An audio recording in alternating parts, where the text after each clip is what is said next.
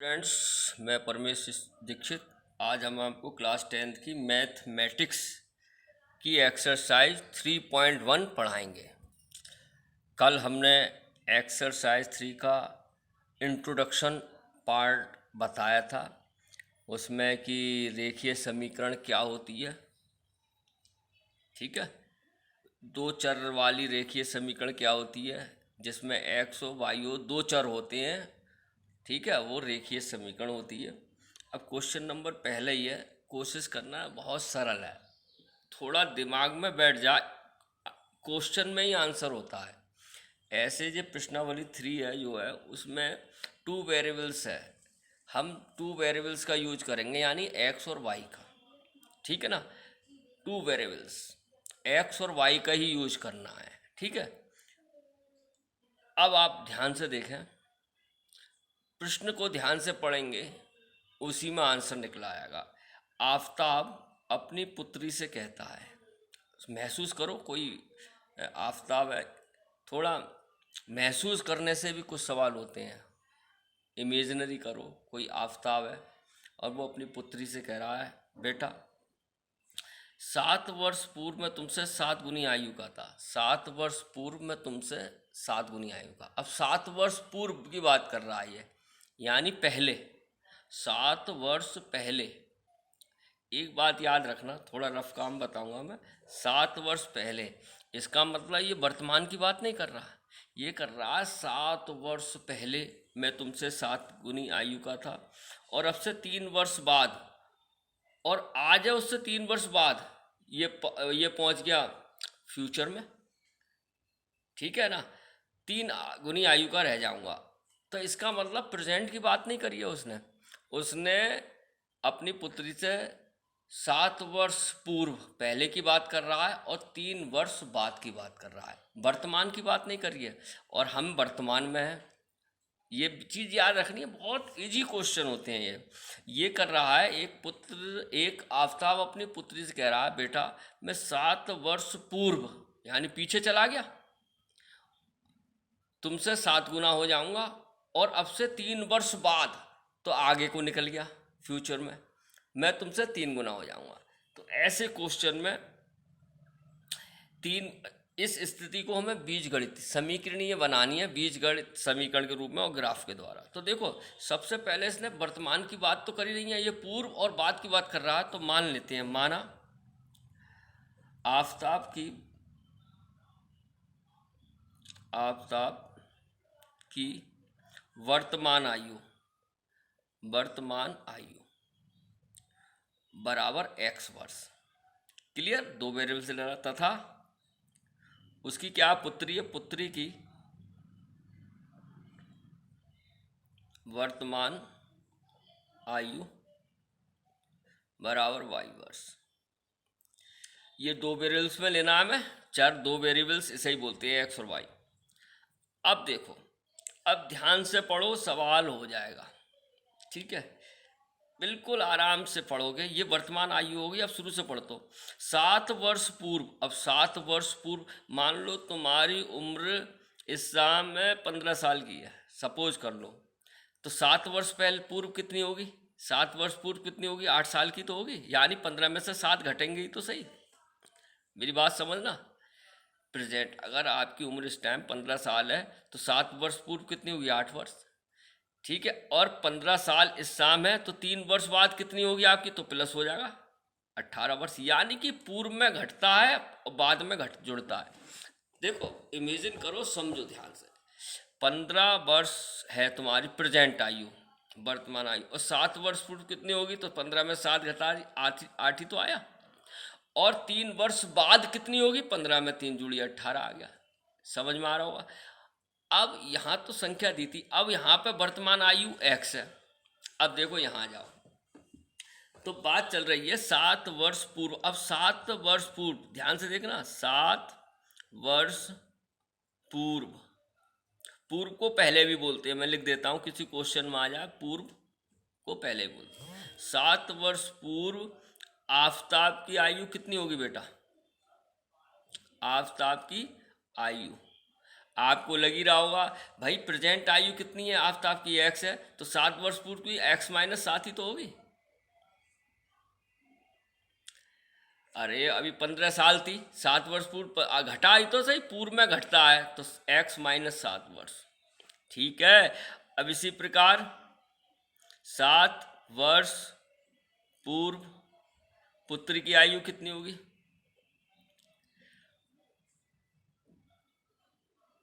बराबर कितनी हो जाएगी, y माइनस 7 वर्ष। क्लियर है, हम पहुंच गए। देखो 7 वर्ष पूर्व दोनों की आयु यही तो होंगी। अब आ जाओ प्रश्नानुसार, अब हमें समीकरण बनानी है, बहुत सरल है। प्रश्नानुसार देखो ये क्या कह रहा है, आफताब अपनी पुत्री से कह रहा है 7 वर्ष पूर्व मैं तुमसे 7 गुनी का हो जाऊंगा, यानी 7 वर्ष पूर्व आफताब की आयु कितनी है, x माइनस 7। बोलो भाई, बराबर, और 7 वर्ष पूर्व पुत्री की आयु कितनी है, y माइनस 7। अब ये पिता अपनी पुत्री से कह रहा है आफताब 7 वर्ष पूर्व में तुमसे कितने गुना था, 7 गुना था, तो 7 गुना पुत्री का ही तो होगा। अरे पुत्री की आयु का ही तो 7 गुना होगा, 7। अब देखो क्वेश्चन बन गया, 7 वर्ष पूर्व आफताब अपनी पुत्री की आयु का 7 गुना, गुना का मतलब गुणा, ये चीज याद रखना है, टाइम्स 7 टाइम्स 7 गुना, गुना का मतलब गुणा। अरे किसी की आयु 4 साल है, उससे 7 गुना बढ़ा है, 7 चौक 28, गुणा ही तो होगी। तो ऐसे ही ये हो गया। अब इसको हल कर लो, समीकरण बन जाएगी, आप जानते हो कैसे, x माइनस 7 बराबर, बस ये मेन चीज़ है। अब तो 7y गुणा दोनों और माइनस 7 7 49। अब x और y को इधर ले आओ, संख्या इधर ले जाओ, ये तो आप जानते हो, x y एक तरफ तो x, ये प्लस का 7y है, इधर माइनस 7y बराबर माइनस 49 ही तो बचा यहाँ, और ये माइनस का 7 उधर जाके प्लस का 7 हो गया, तो x माइनस 7y बराबर माइनस 42। समीकरण बन गई एक, बन गई नहीं बन गई, 7 वर्ष पूर्व समीकरण बन गई एक। ऐसे ही समीकरण बनाती है, इन्हीं को ही बोलते हैं हम बीज गणितीय समीकरण। ठीक है, अब आगे पढ़ो। अब कह रहा है अब से 3 वर्ष बाद मैं तुमसे केवल 3 गुनी आयु का रह जाऊंगा। अब 7 वर्ष पूर्व चले गए तो इसी प्रकार अब लिखेंगे, इसी प्रकार 3 वर्ष बाद किसकी, आफताब की आयु। भैया अभी एट प्रेजेंट कितनी है, x, तो 3 वर्ष बाद x प्लस 3 ही तो हो जाएगी। ये चीज़ समझना बेटा, ध्यान से समझना, इस प्रश्नावली में से क्वेश्चन जरूर आता है 4-5 नंबर का। ठीक है, इसी प्रकार 3 वर्ष बाद आफताब की आयु हो जाएगी x प्लस 3, तथा 3 वर्ष बाद पुत्री की आयु कितनी हो जाएगी, पुत्री की आयु बराबर y प्लस 3। बोलो भैया, हम आ गए। अब आ जाओ प्रश्नानुसार। अब तो बहुत सरल है, ये कह रहा है अपनी पुत्री से 3 वर्ष बाद में तुम्हारी 3 वर्ष बाद आयु, आफताब की आयु ये हुई, और 3 वर्ष बाद पुत्री की आयु हो गई। अब ये कह रहा है अब से मैं 3 वर्ष बाद तुम्हारी आयु का केवल 3 गुनी आयु का रह जाऊंगा, तो तुम्हारी यार 3 की गुणा इससे ही तो होगी। भाई एक चीज सोचने की भी है, कोई बच्चा अपने पिता से 3 गुना बड़ा हो सकता है, तो 3 की गुणा ऐसे भी दिमाग लगाओ थोड़ा, समझ रहा नहीं, पिता तो बड़ा ही होगा, बच्चा ही होगा ना 3 गुना, तो बस ये हो गया। अब इसको हल कर लो, यानी x प्लस 3 बराबर 3y प्लस 3 3 9। अब y को इधर ले आओ तो x माइनस 3y बराबर प्लस का 9 है और माइनस 3 हो जाएगा इधर जाकर, यानी x माइनस 3y बराबर 9 में 3 गया 6, समीकरण 2। ये आपकी बीज गणितीय समीकरण बन गई। ठीक है, अभी इसने बीज गणितीय समीकरण ही बनवाई है बच्चों। अब ये क्या कह रहा है, ध्यान से समझना, पहला सवाल समझ लिया तो 2-3 सवाल हैं आप खुद कर सकते हो, कोशिश करो समझने की। अब ये कह रहा है ये बीजगणितीय समीकरण बन गई, और उसके बाद कह रहा है ग्राफीय रूपों में व्यक्त कीजिए। अब हमें इसका ग्राफ बनाना है। ग्राफ आपने 9th में बनाया होगा, एक्स अक्ष, वाई अक्ष, एक्स डैश वाई डैश, समझ रहे होगे। तो मैं अब आपको ग्राफ बनवाता हूँ। ठीक है, ये 2 बीजगणितीय समीकरण, एक ये बन गई, एक ये बन गई। अब इन्हीं का ही ग्राफ बनाएंगे हम। ग्राफ कैसे बनता है, बहुत ही चीज़ है, मैं बताता हूँ, आप ध्यान से समझें। अब ग्राफ की बात करते हैं। ग्राफ बनाने के लिए समीकरण 1 लेते हैं पहले, फिर समीकरण 2 लेंगे। यहाँ तक तो करना है ही। अब आ जाओ, यहाँ लिखता हूँ मैं समीकरण 1 से।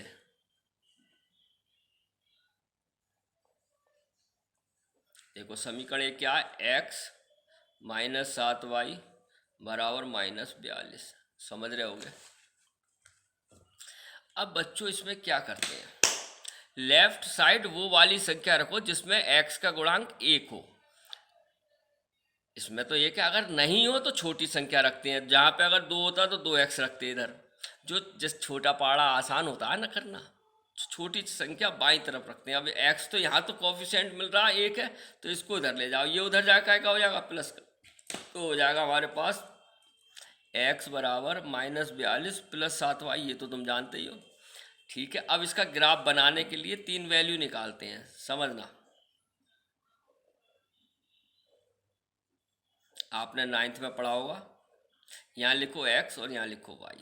अब देखो बेटा, ये समीकरण है, हम इसमें y की वैल्यू कुछ भी रखें, अपनी तरफ से कुछ भी रख सकते हैं, लेकिन ऐसी रखो जिसका ग्राफ बना लें। जैसे y बराबर, हम ध्यान से देखना, इसमें से घटना भी है, जुड़ना है। y बराबर, और छोटी गिनती देखो 6, 5, 6, 7, 8 तक रखो, क्योंकि ग्राफ जितनी छोटी गिनती होगी उतना छोटा बनेगा।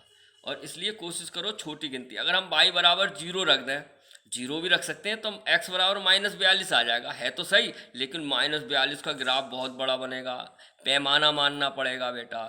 तो ऐसी कोशिश करो हमारा 7, 8 के अंदर अंदर आ जाए, ज़्यादा से ज़्यादा 10। ठीक है, और कोशिश करेंगे, देखो आएगा। बहुत इजी सवाल है।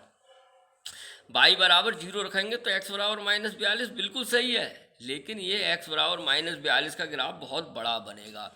इसलिए कोशिश ये करो कि छोटी डिजिट आए। तो देखो y बराबर तुम रख दो 6, पहाड़े तो याद होंगे, 6 7 42, तो x बराबर 0 आ जाएगा। नहीं तो अपने आप करना है, इसके तो अनंत हल होते हैं। तो y बराबर रख दिया 6।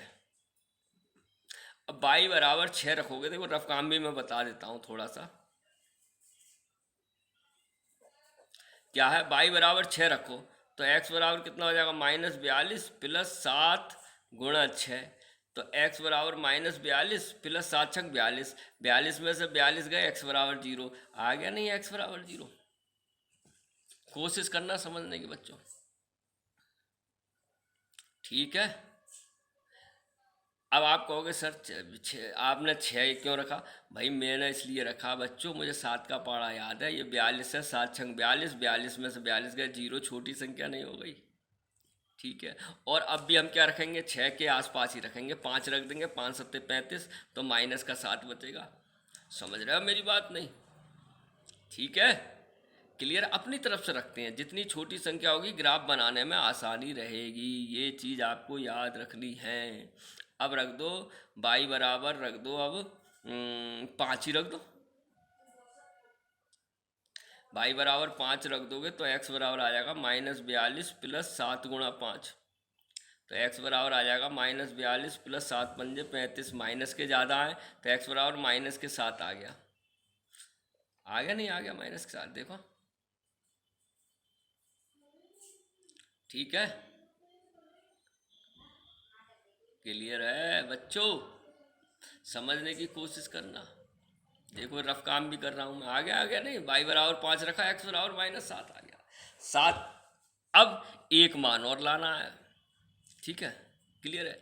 एक मान और लाना है, 3 तो कम से कम लाने चाहिए, जिससे पता चल जाएगा। तो 2 से भी हो जाता है, लेकिन 3 निकाल सकते हैं, ऐसे रखो। अब आप 5, 6 रख लिया, 5। अब 4 रखोगे तो बड़ी वैल्यू आ जाएगी, 14 आ जाएगी, बात खत्म है। अब रख दो एक 7 रख दो, 7 रख दें, 7 रख दो। ध्यान से देखना, y बराबर 7 रखेंगे तो x बराबर आ जाएगा -42 + 7 गुणा 7। तो x बराबर -42 + 7 7 49। अब प्लस के बच गए, यानी x बराबर 7 आ गया। देखो 49 में 42 गए, 7 ही तो आया प्लस का। ठीक है भाई, ये हमारे वैल्यू आ गई। क्लियर है। समीकरण 1 हो गई हमारी। अब समीकरण 2 से लिख लो। समीकरण 2 से। समझना, बार बार वीडियो पूरी कोशिश कर रहा हूँ आपको समझाने की, बहुत इजी है। देखो रफ्तार भी कर दिया, और ये एक आध कठिन लगेगा, सीख जाओगे, रोज़ पढ़ाएंगे जब तो आप सीख जाओगे। चिंता ना करें, बस निडरता के साथ आप पढ़ें प्रभु का नाम लेकर। तो दूसरी समीकरण क्या आती है हमारी, ये देखो x माइनस 3y बराबर 6। यहाँ भी बच्चों x के कोफिशिएंट 1 है, तो ये छोटी वाली चीज़ लेते हैं, तो ये इधर हो जाएगा 6 प्लस 3y। हो गया, समझ रहे होगे। अब इसका फिर बनाते हैं, देखो बहुत ईजी है, और दिमाग में होगी बहुत चीज़, तो दिमाग में होगी, आपके 9th में पढ़ा है, और जिसके नहीं है तो मैं सिखा रहा हूँ आपको, सब समझ में आएगा। अब देखो हमारे हाथ में रखने की है, हम हैं इसके बादशाह, हमारे हाथ में ये मैजिकल गेम है एक तरीके से। हम इसकी जो वैल्यू रखेंगे वो आएगी, और अनंत वैल्यू आ सकती है। कहीं सोचो ये 3 ही के अलावा कुछ नहीं आएगी, गलत, बहुत आ जाएंगी बेटा, ठीक है। हिम्मत होनी चाहिए, कुछ भी रखो आएगी, बस ग्राफ बनाने के लिए छोटी हैं। अब ऐसे ही अगर हम y बराबर 1 रख दें तो 3 एकम 3, 3 6 9, 9 बड़ी संख्या हो गई, मैंने बताया। तो y बराबर 0 रख दें, y बराबर 0 रखोगे तो 3 0 0 हो गई, 3 की गुणा 0 से हुई, और 0 में 6 जोड़ो तो 6 आ गया। देखो ध्यान से समझो भाई, जितनी छोटी संख्या रखोगे उतना ही ग्राफ बनाने में आसानी रहेगी। अब देखो y बराबर तुम 1 रख रहे हो तो 9 हो रहा है, -1 भी तो रख सकते हैं, प्लस वैल्यू नेगेटिव वैल्यू कुछ भी रख सकते हैं। -1 रखेंगे तो देखो क्या आ जाएगा, देखो यहाँ रखता हूँ मैं, x बराबर 6 प्लस 3 इंटू -1, y बराबर -1 रख दिया तो x बराबर 6, और माइनस प्लस -3 एकम 3, तो x बराबर कितना हो गया, 3 नहीं आ गया। देखो हुई छोटी, क्लियर है। y बराबर अब तुम -2 रख दो, -2 रखोगे तो x बराबर आ जाएगा 6 प्लस 3 गुणा -2, तो x बराबर 6 माइनस प्लस माइनस 3 दूनी 6, तो x बराबर 0 आ गया। आपको समझ में आया नहीं आया, ये आपके ग्राफ बनकर वो आ गए हैं तुम्हारे x और y के मान। अब इसका हम ग्राफ बनाएंगे, ठीक है, ये बात समझ में आई। चलो ये रफ काम है, आप देख सकते हैं। अब ग्राफ बनाने के लिए सबसे बड़ी संख्या x अक्ष पे भी 7 है और y अक्ष पे भी 7 है, और एक नेगेटिव भी है पॉजिटिव भी है। तो देखो कैसे बनेगा। अब ग्राफ कॉपी भी आती है, आप ये खरीद लेना। ये आपका एक, ये बच्चों ठीक है, ये x अक्ष होता है, मैं x अक्ष कैपिटल X, और ये x डैश, और ये y अक्ष, और ये y डैश। बेटा आप जानते हो इधर पॉजिटिव मान जानते हैं x एक्सिस धनात्मक, और इधर धनात्मक, और इधर ऋणात्मक, इधर ऋणात्मक जानते होगे। अब 7 है सबसे बड़ा, तो 7 बराबर भाग कर लीजिए। भाग, ये मूल बिंदु है, और मूल बिंदु के निर्देशांक होते हैं 0 0, ठीक है। तो 7 बराबर भाग कर लीजिए, 1 2 3 4 5 6 7। 7 क्यों किया, सबसे बड़ी संख्या 7 है। अब देखो 7 बराबर है तो इधर भी 7 इतनी दूरी होनी चाहिए। ग्राफ कापी ले लेना, एक 5-10 रुपए की आती है, 2 3 4 5 6 7। कहने का तात्पर्य है इसकी दूरी ये सेम होनी चाहिए। अब ऐसे ही ऊपर भी बाई पे भी 7 ले लो, 1 2 3 4 5 6 7। ऐसे इधर ले लो, 1 2 3 4 5 6 7। अब मान लिख दो 1 2 3 5 6 7। इधर पॉजिटिव और इधर कैसे होते हैं, निगेटिव, जानते होगे आप। -1 -2 -3 -4 -5 -6 -7। और इधर पॉजिटिव धनात्मक 1 2 3 4 5 6 7, और इधर ऋणात्मक -1 -2 -3 -4 -5 -6 -7। ये बन गया, ठीक है भाई। देखो पूरा ग्राफ आ रहा है। अब हम ये वैल्यू रखेंगे। आप ये तो जानते हैं जब कोई भी पहले x आता है फिर y आता है, x को भुज, जैसे कोई निर्देशांक ऐसे ही तो लिखे होते हैं x और y के रूप में, ध्यान देखना। इसे बोलते हैं भुज, ये नवे में पढ़ा हुआ, इसे बोलते हैं कोटि, ठीक है, तो पहला मान x का आता है, दूसरा मान y का आता है, ये आपको याद रखना पड़ेगा बच्चों। अब हम पहला इसको बनाते हैं, x पे 0 है तो 0 तो यही रहा, देखो मूल बिंदु। मेरी पेन की नोक देखना, ये कहाँ रखी है, देखो 0 ये हुआ। अब y पे कितना 6, y धनात्मक है 6 तो ऊपर को जाएंगे, अगर y ऋणात्मक होता तो नीचे को जाते, याद रखना बच्चों। तो 6 किधर है, 6 ये है, ठीक है। अब ये 0 से 6 जाए तो यही तो बना हमारा एक बिंदु मानना, ठीक है। ये बन गया हमारा x पे 0 y पे 6। इसके निर्देशांक हम देखें तो क्या बनेगा, देखो 0,6 मैंने लिख दिया, x अक्ष 0 है, 0 था 6, क्लियर है। अब बात करते हैं हम दूसरे पे, -7 x पे है, पहला -7 है तो किधर जाएंगे, ये पॉजिटिव है, ये आ गए -7, यही तो है देखो, -7 ये है, और प्लस का 5 ऊपर है, प्लस का 5 ये है, देखो है, देखना ध्यान से। अब इसकी और इसकी सीध मिला देते हैं, जिसे कहते हैं सीध, सेंटर ये देखो, इसकी ये आ गई बेटा, ध्यान से देखना, देखो -7 और 5 ये था, इसकी हरैया जिसे बोलते हैं अगर शुद्ध देसी भाषा में बोले, सीध ये आ गई। तो ये पॉइंट हो गया हमारा बच्चों कितना, -7,5, समझ में आया होगा, क्लियर। अब बात आता है तीसरा, 7 और 7, देखो पॉजिटिव 7 तो ये और पॉजिटिव 7 ये, इसकी सीध कहाँ जाएगी, देखना ध्यान से देखना, ये जा रही है, ठीक है। देखो एक लाइन खिंच गई, सीधी रेखा गई।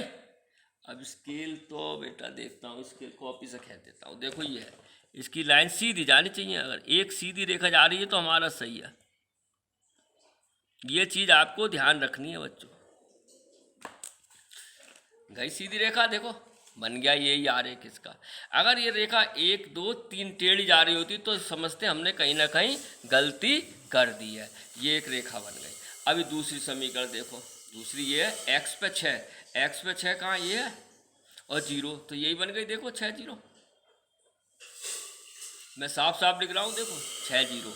अब दूसरी है 3 -1, x पे 3 तो ये आ गया, और -1 ये है, y पे -1 तो नीचे जाएगी ना, तो ये और इसकी सीध कहाँ, ये देखो ये है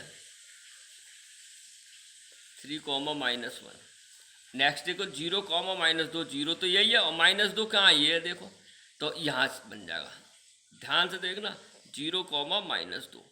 अब ये भी देखो सीधी रेखा बन गई। अब इसको भी आप ऐसे ही खींच दो,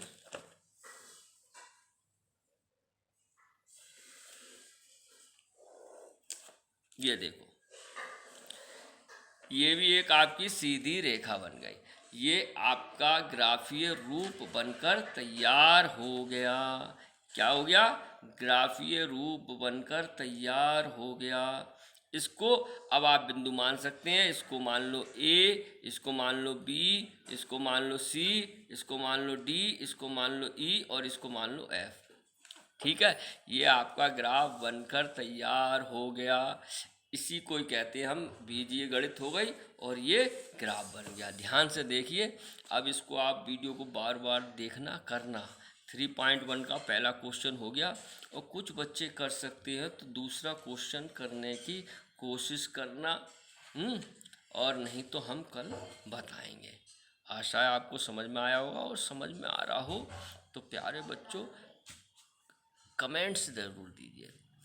कमेंट से क्या होता है, हम लोगों का कम्युनिकेशन गैप जो है वो ख़त्म हो जाता है। जब आप लिख देंगे सर हमें समझ में आ रहा है, तो हमें भी प्रोत्साहन मिलता है, तो हम भी और